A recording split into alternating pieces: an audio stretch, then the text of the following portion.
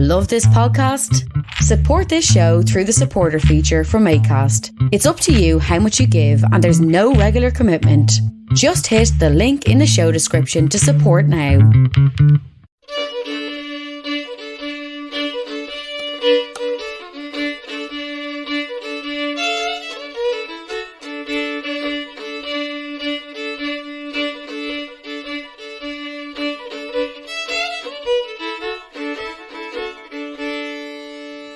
This evening's talk is about birds, and thanks be to God we still have plenty of them in Ireland, wild ones mostly, and we're at leisure to look at them any time we like.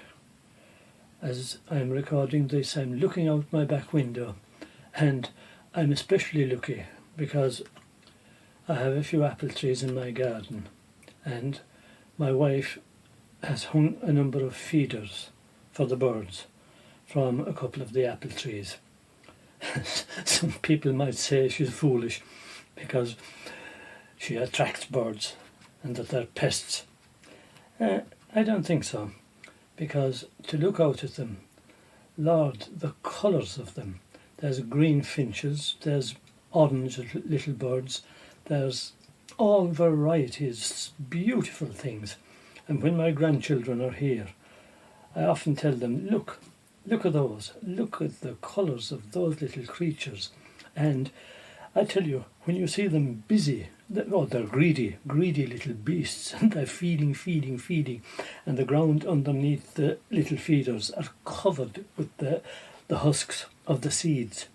But there's something else. The crows in the bigger trees, always, and the magpies coming down to try to steal from the smaller birds. Well, it's a comedy that anybody should watch. And there'll be a robin around, and if you look at a robin, and we always think of robins as, the little redbreast, and they're a vicious little animal. I guarantee you that they guard their patch as much as, well, you wouldn't believe the fight that's in them belies the size of them. They're well able to protect themselves from any bird 3 times their size, like a magpie or anything else. Like I say, on a quiet day, just to sit in your chair inside the window and look out at these creatures fighting and feeding, in these times of this lockdown and all the rest, it would do your heart good. It's well worth the investment of seeds. And all right, seeds for the birds are dear when you have to buy it she buys it by the bucket, but it's well worth it. You feed, as they call them, God's creatures, but you're doing more than that. You're feeding your own curiosity and your own, what would be other times, boredom. Now, as I said, this evening's talk is about birds, and we're lucky in this country yet to have a wide variety of birds. And in my talk this evening, I won't approach them either from big to small or from A to Z. I'll just approach them as my preference takes me. And my preference takes me because, remember, each one of those birds has something special about it. It might be a story that has made it precious to Irish people down the ages. It might be something that has made sure that it has survived down the ages.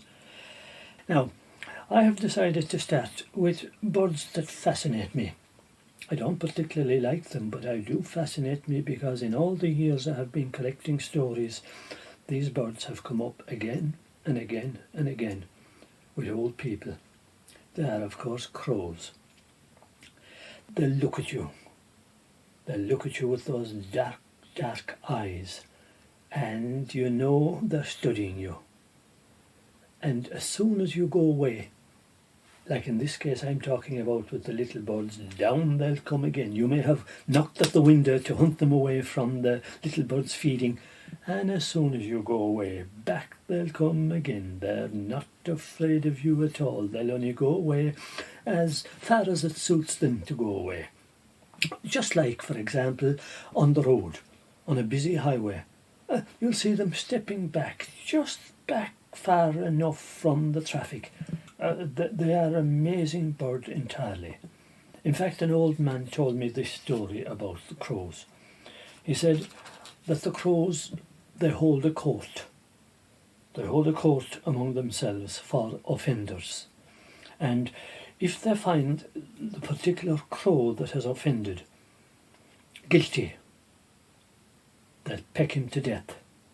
And if they find that the crow wasn't guilty of whatever he was accused of doing, endangering the tribe, more than likely, they'll let him go. That's the kind of animal they are. And you can believe it in a certain way because, for example, the curse of the crows is often spoken about. You know the way crows, they nest in high trees. Well now, the curse of the crows was supposed to be if the crows built in a particular grove of trees and had been building there for years and years and then stopped building and went away, that meant that somebody in that family was going to die. They had gone away, and so a member of that family was also going to go away. A member of the family was going to die, and many a time that was proved to be true. And another thing was, the crows tended to follow gentry families, and the gentry were very, very proud of their crows. Now, of course, the reason for that perhaps was that in the old big houses, very often they had fine groves of trees, beech trees and oak trees around their houses.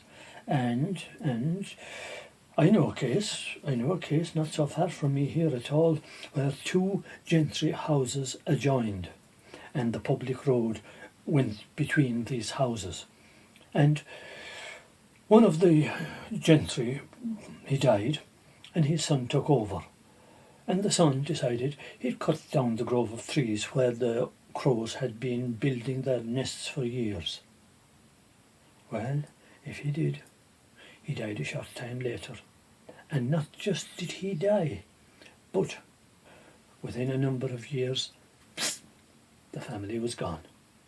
The family died out.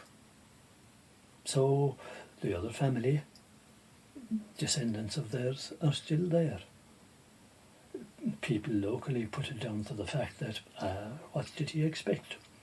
The curse of the crows. And some of those same crows, they accompanied, and I've heard it before in other places, they accompanied the old gentry families right to the grave. They accompanied the funeral, cawing and screeching right to the graveyard. Gentry families that had treated them right, that had never interfered with them in the trees around their house. They didn't feed them, they didn't do anything. They just left them alone in the big trees around their houses. Just the curse of the crows, and the opposite, of course. I won't say the blessing of the crows, I never heard that, but just the opposite was the curse of the crows. So they were a very, very strange animal, and better to have them on your side. They always said that. They always said that about the crows. Now, ravens, that brand of the crows, jackdaws, they were regarded as unlucky. And a jackdaw, building nests, they were always, for the old big chimneys long ago in country houses, they would attempt to build nests in the chimney. They still do that today. When some chimneys, when you'd be clearing out your chimneys, you'd get a shower of twigs down your chimney, and they will build a nest in your chimney if they can. But if a dead crow fell down the chimney, in those old big white chimneys, especially long ago, that was regarded as a sure sign of death in the family to come. So the crows, most people regarded them as that kind of a bird. And I remember, it isn't that long gone at all, only about 40 years gone, when scald crows, you'd get 2 and sixpence, a half crown, if you took a scald crow to the barracks, because they were regarded as vermin. They'd pick the eyes out of lambs. Now, I don't know whether that was true or not, but I suppose if it was in the law, there was a certain amount of truth in it. You'd get 2 and sixpence for a scald crow, and you'd get 1 and sixpence for a jackdaw, which was fair money 40 years ago. I think that's gone now. It is. I never heard of anybody in recent years claiming that. It wouldn't be much nowadays, but the equivalent of it would be a lot of money. So that was crows. Now, another bird that was regarded with very, very much superstition and suspicion was, you might be very surprised to hear, the wren. The raneen, as he was called in various places, the wren. And you'd ask yourself, why? Well, why do you think a wren was hunted on St. Stephen's Day? Because he was the one who was supposed to have betrayed St. Stephen, the martyr. Remember? The wren, the king of all birds, St. Stephen's Day was cutting the fuzz when the wren boys were out. So he wasn't a well-liked bird. And if you robbed a nest of a wren, people would say, young lads, it was only a wren's nest.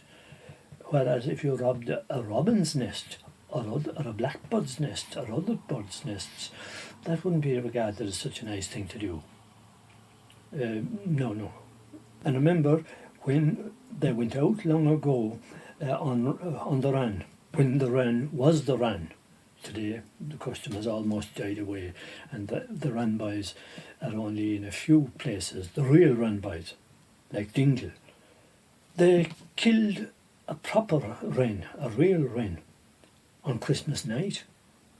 Killed him, twisted his neck, because in those days it was easy to get wrens because most houses were thatched, and the wrens used to make their nests up on the thatch, and they'd twist his neck, and they'd carry him above in a bush. The wren, the king of all birds, St. Stephen's Day, was caught in the fuzz, but he wasn't. He was caught in the thatch of the house on Christmas night, and they carried him around in a bush to the various houses, and looked for the landlord to give us a treat being a bit of money or something, and then they'd go off and they'd buy a drink and they'd have a wren party.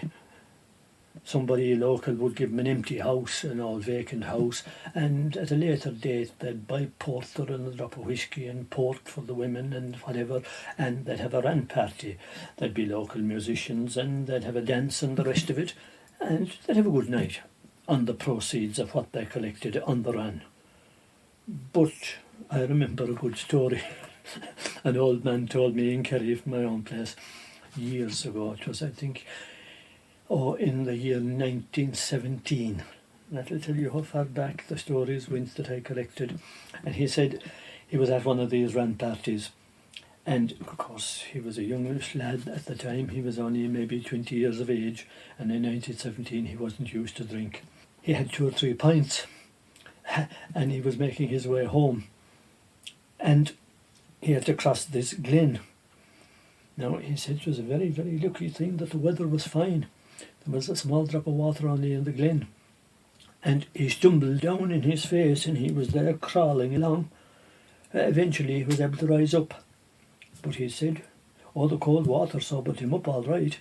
But if there had been a lot of rain, he'd probably have drowned.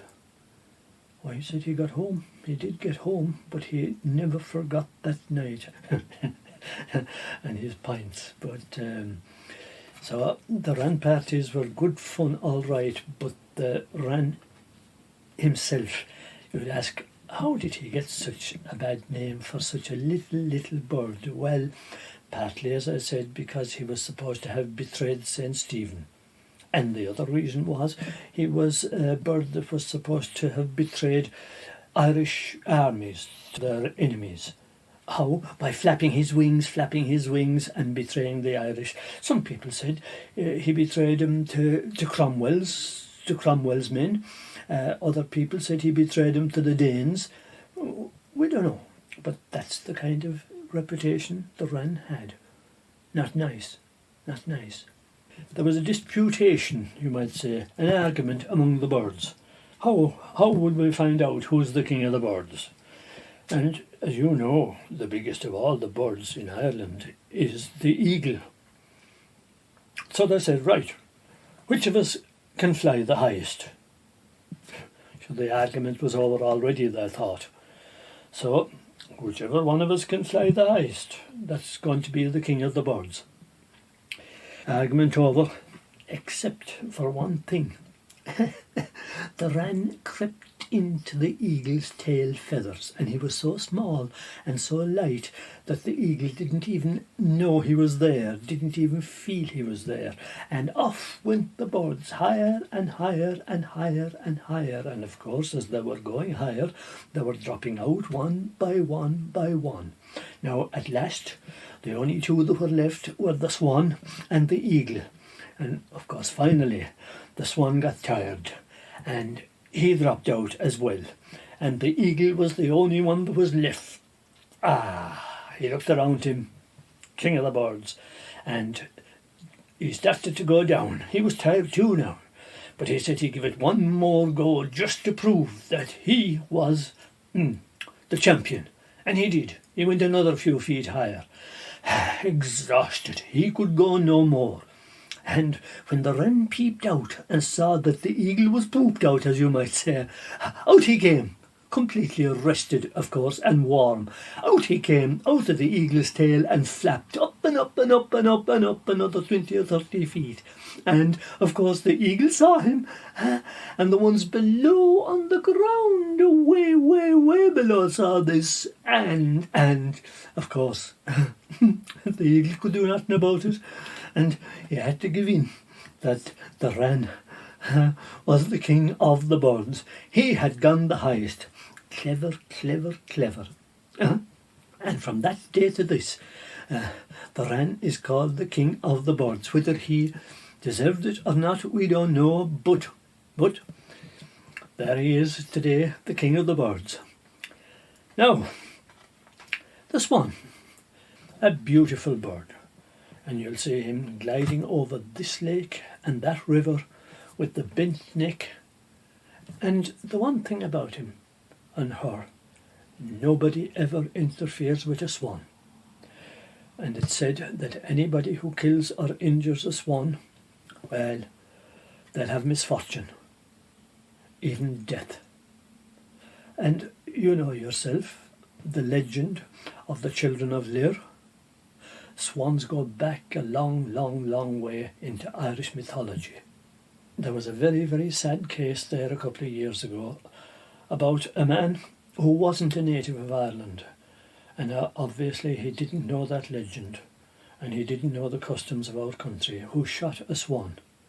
And it made the newspapers in Ireland, and it made radio programmes in Ireland. And I presume he was told what people thought of what he had done.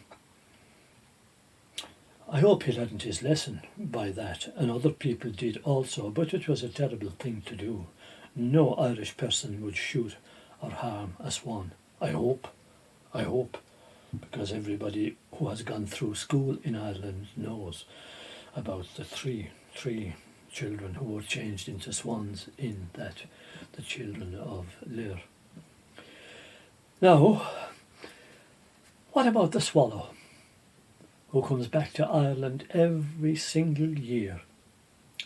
It's always said about a swallow that if anybody injures a swallow, they also will have misfortune. And I don't think any farmer will injure a swallow, because it is said that if he does, blood will show up in the milk of his cows. So you can imagine a farmer killing a swallow, and somebody afterwards coming to him and saying, what's this stuff in your milk? I thought milk was white. Milk? Pink? Where's this coming from? He'd have a little bit of explanation to do, wouldn't he, if he had injured some swallows? There's a long, long, long tradition in Ireland of not injuring that particular bird, just like also not injuring swans.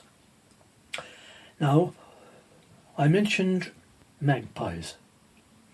Did you ever think why magpies are the colour that they are?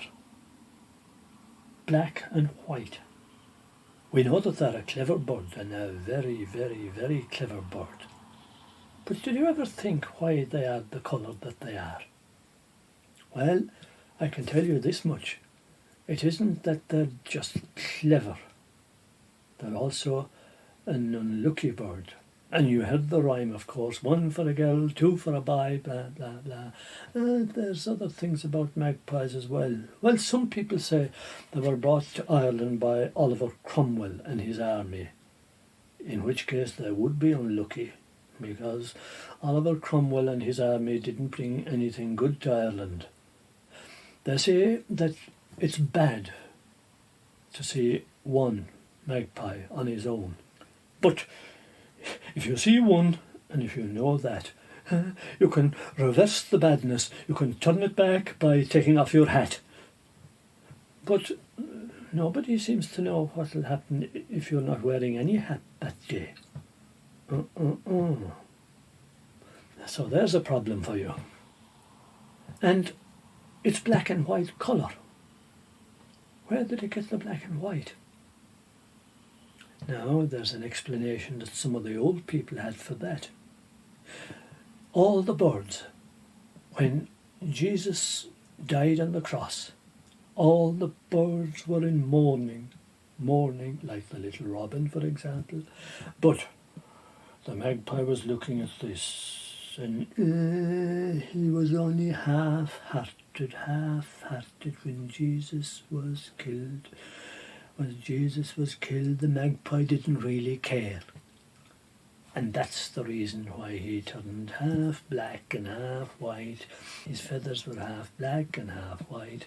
That's the reason why the old people said he was neither this colour nor that colour. So maybe they're right, maybe they're wrong. I don't know, but that's the tradition there was in Ireland. Now, there's other birds such as, they weren't all bad, they weren't all bad. What about the thrush? The thrush is famous for its lovely singing. People loved to hear the thrush. When the thrush started singing, people would put down whatever tools they were working with and just listen. And remember, long ago, I tell you, work was a lot harder than today. People used to have to dig their gardens with a pike or a fork or a shovel, and it was a lovely thing to be able to stop work for a while and listen to the thrush singing. And people will still do that today, if they're not too busy driving here and driving there and driving. Because remember, today we hardly hear anything. We're in our cars, and there's hedge cutters and there's lawnmowers and so many things going. We don't hear half enough. But if you get a bit of quietness today, during the day, you'll still hear the thrush singing. And not just the thrush, but the blackbird. Another lovely bird that was always regarded and respected for its singing. And not just singing, but for forecasting the weather. People always thought, when the blackbird would sing, the weather. He could tell the weather that was coming. Nowadays we sit down on our backsides in front of the television after the news, and they'll tell us the weather is coming from the Atlantic, there's clouds coming here, there's clouds coming there. Well, when people had no televisions and they had nobody to forecast on the television, people sometimes had to watch things for themselves and listen to the birds and to listen to the animals and things like that. And they did. But remember, what one bird could be good for, the same bird could be bad for, and if the blackbird was respected for the weather, he was regarded as a pest also, because if you were growing gooseberries and blackcurrants like I was this year, oh, the blackbird, he would be in eating them before you could pick them. Now, pigeons. Pigeons. It was regarded as a very bad look if a pigeon came into your house. But there was one way of getting out of that. Make a pie out of him. Because you can eat pigeons. The monks, long ago, in monasteries, they used to make pigeon cotes. C-O-T-E-S, not C-O-A-T-S. They used to make pigeon cotes, or some people pronounce it cots, pigeon cots. They were a building like a round tower, and if you want to prove that, on the road between Limerick and Cork, there's an old remains of an abbey. It is Ballybeg Abbey near Buttevant. You just go out of Buttevant on the road from Limerick, and just beyond Buttevant, you'll see the ruins of the abbey, and next to it there's this round building like half a round tower. Well, now if you go in there, inside you'll see all the holes in the wall. That's where they used to keep the pigeons that they used to make the pies out of. They used to fatten the pigeons and make pies out of them, because pigeons, they were like chickens. So in one way, bad. If a pigeon came into your house, it was regarded as bad news. But on the other hand, that depended on yourself. So, bad news for the pigeon if you caught him and fattened him up, made a pie out of him. So, up to yourself. Now, the cuckoo. There was a number of years there when people thought, the cuckoo is gone because we didn't hear it for a while. But the cuckoo seems to be back again. And the cuckoo, remember, comes from Africa, all the way from Africa. And bad news here again, I'm afraid.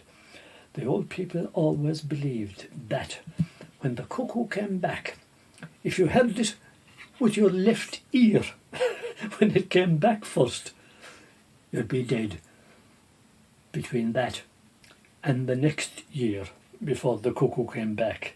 But you had to hear it with your left ear first, so there was some hope for you.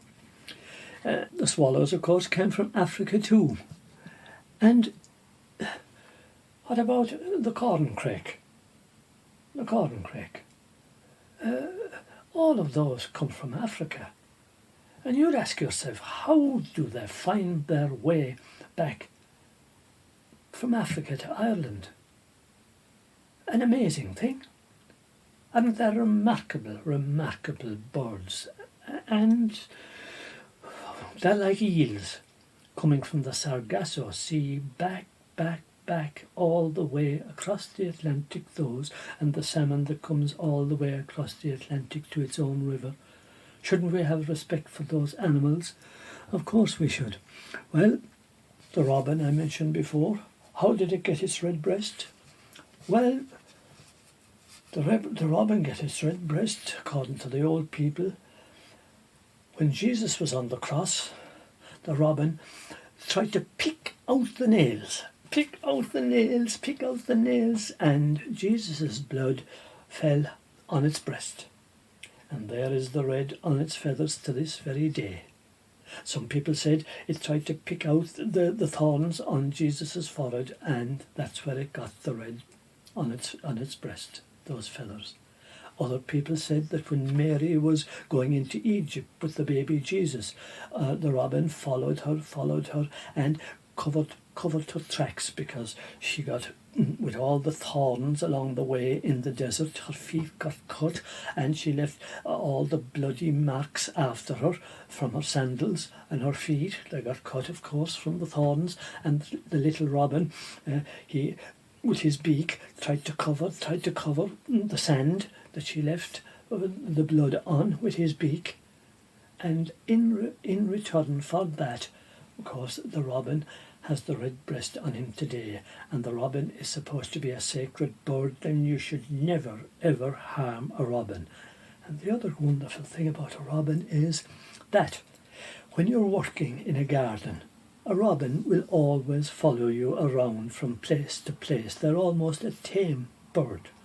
They're a wonderful little bird. The other thing about them, though, is, as I said before, they are fierce. They might be small, but they are fierce. They'll hunt away any other bird that will try to get in their way. They're fierce.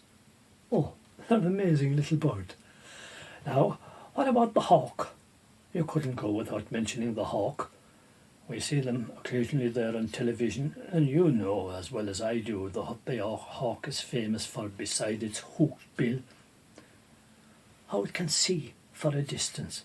You can often say to people, God, you have the eyesight of a hawk, which means, of course, you can see things so far away, which a hawk is always supposed to be able to see. They have terribly keen eyesight. Now, if you say to a person, oh, you have the eye of a hawk, that means you have great eyesight. Now, an amazing one is, and a funny one, and one that's supposed to be true is, did you ever hear of a barnacle goose? A barnacle goose is a goose, of course, that lives beside the sea, as you might guess from the title, but it was supposed to be hatched from barnacle shells. Now, think about it.